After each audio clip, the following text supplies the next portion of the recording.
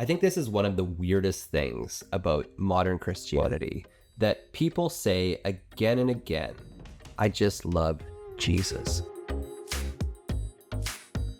I see it like so often in comments. People will say like, well, I don't need the Bible to be inerrant because I just love Jesus. I don't need to follow a certain church or denomination. I just love Jesus.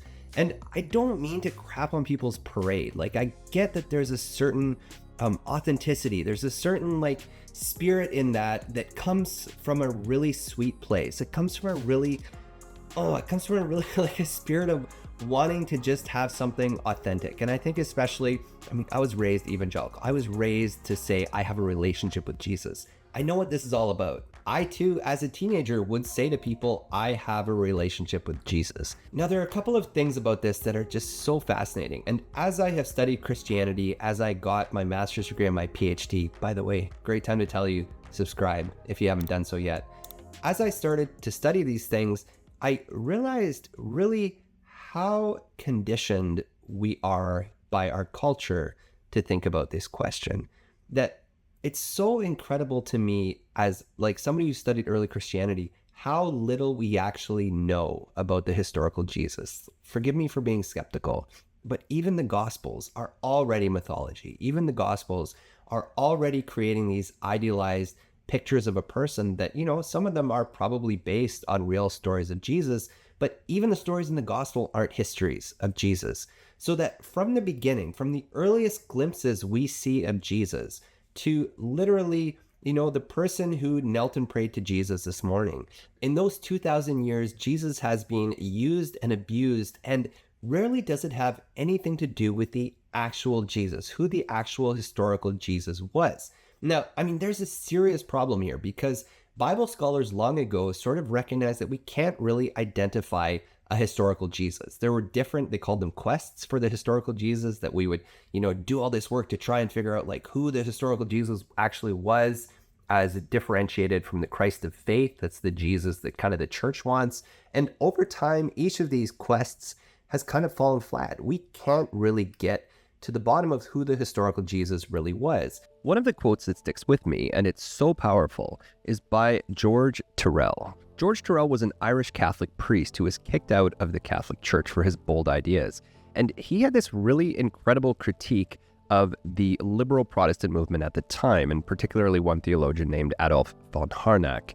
And he said, the Christ that Adolf Harnack sees, looking back through 19 centuries of Catholic darkness, is only the reflection of a liberal Protestant face seen at the bottom of a deep well. I had occasionally heard this quote as attributed to Albert Schweitzer, who was famous for ending the first quest of the historical Jesus by saying stuff like this as well. And I think this applies to evangelicals also, and it probably applies to Catholics too, although I'm not going to talk about it here.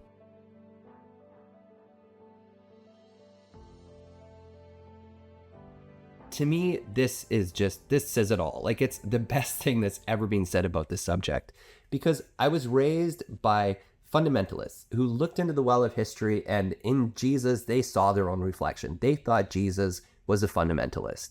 I wasn't raised in America, but I know there are Americans who think that Jesus was their political party, that he would have voted for their political party.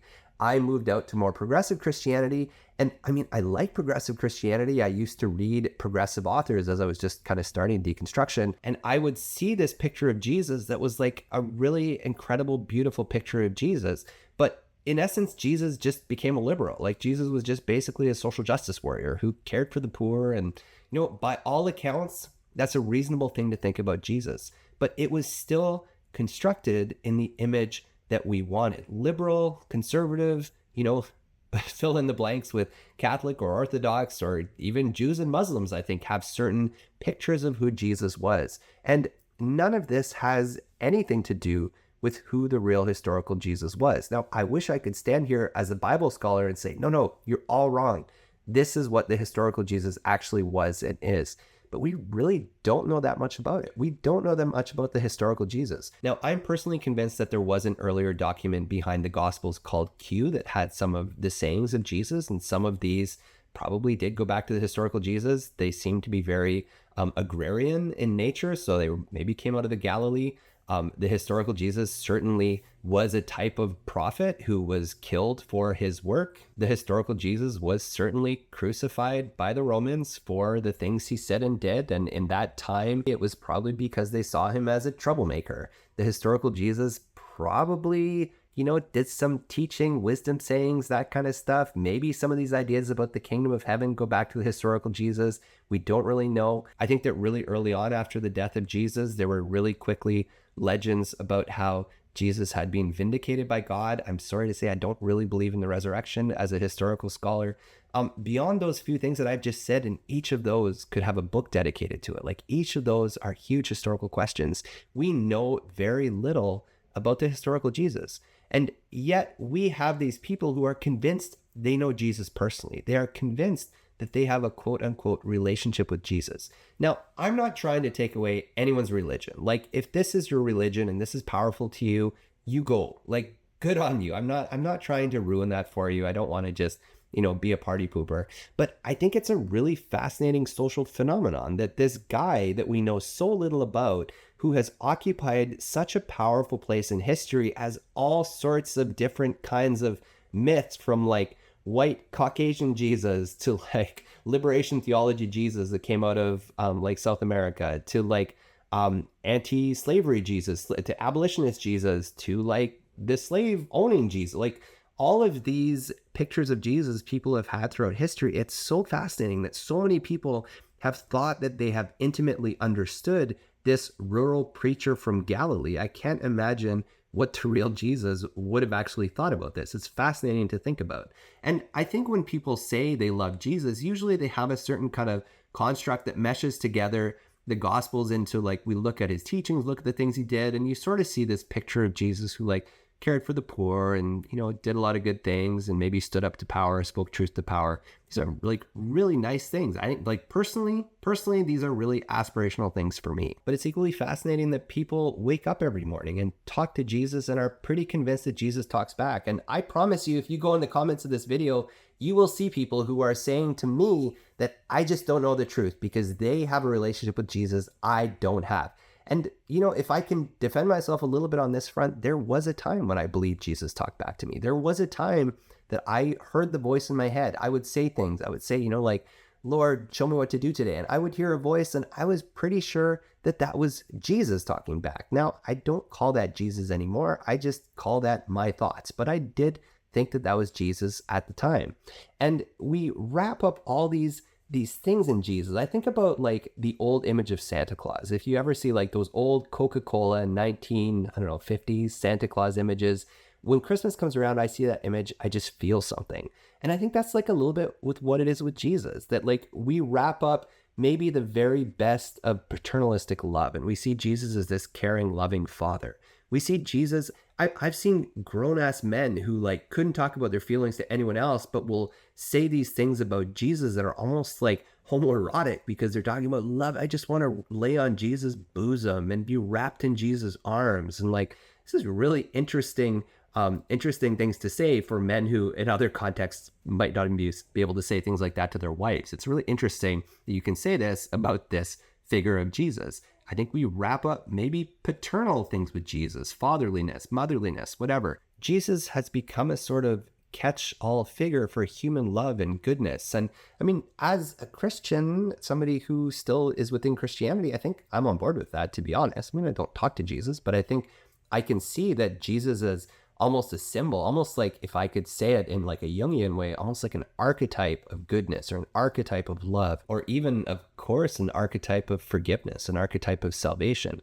There's something really incredible about Jesus. And the thing that's funny is that like each of us sort of has our own idea about who Jesus was, but a lot of people seem to really like the idea of Jesus. It's a really powerful idea. But the more people show up in the comments and say, unless you've had a relationship with Jesus, you don't know what this is all about, I've just become so fascinated with how we have this mass movement of people who believe that they speak to this figure in their head. And I mean, I'm not a metaphysicist. Who am I to say it's not true? Maybe it is.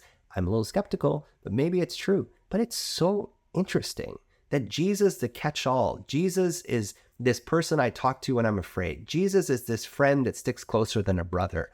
That all of the imagery of Jesus becomes a catch-all for the most beautiful of human things, for the true, the good, the beautiful, to steal from Plato. So my phone died as I was recording this, so here I am a few days later finishing up this video. But I just wanted to leave you with a few closing thoughts on this. So first of all, no human being has any access to Jesus that is not mediated by the church, by church history, by theology.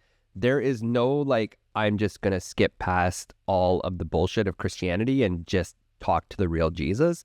I'm sorry, but that doesn't work. And I think as a belief system, it's dangerous. And I think when people name the voice in their head Jesus and have the ability to just consider Jesus as like all of your thoughts is Jesus, like that's fundamentally about you. That's ego, that's narcissism, that's like self-centeredness. No wonder Jesus just agrees with everything you say, because there's no separate person in your head. It's just your voice that you're considering to be Jesus. And I think it does have a lot of really dangerous implications. And at the end of the day, I'm actually not really opposed to people thinking they love Jesus or looking at the figure of Jesus and finding him inspiring or finding him worth following. I think there's some of that is true for me too. But I think we need to recognize the reality of what's actually happening in that Jesus, as we see him, isn't just us looking at the actual Jesus of first century Palestine, nor is it us having some kind of window into heaven and seeing the second person of the Trinity. We are looking at a Jesus that is given to us by tradition. And sometimes that Jesus is a catch-all for the true, the good, the beautiful. Sometimes that Jesus is wrapped up in our own memories from childhood or in memories of people we've loved. There's a lot of baggage that goes into our understanding of how we relate to a person of Jesus, but it is only in the tradition that we can do that. I hope this video was interesting to you. I'm fully expecting a little bit of pushback on this one because I know people, especially modern evangelical fundamentalists, or sometimes even just Protestants whole scale, maybe Catholics too, I don't know, like a lot of Christians have gotten really invested into the idea that they have some kind of unique access to Jesus. So if you want to push back, you can do that in the comments. I'd love to know any thoughts, reflections, whatever that you have about this subject. I know it's a hot one, a little bit spicy. Otherwise, if you haven't done so yet, take a minute and subscribe. I've got lots of videos coming up talking about ancient Christianity and some stuff on modern Christianity as well. Of course, it's kind of a big window, but I just have a lot of stuff I'm interested in. So that's how I roll. And for now, thank you so much for being here. I appreciate you taking the time, and I'll see you next time.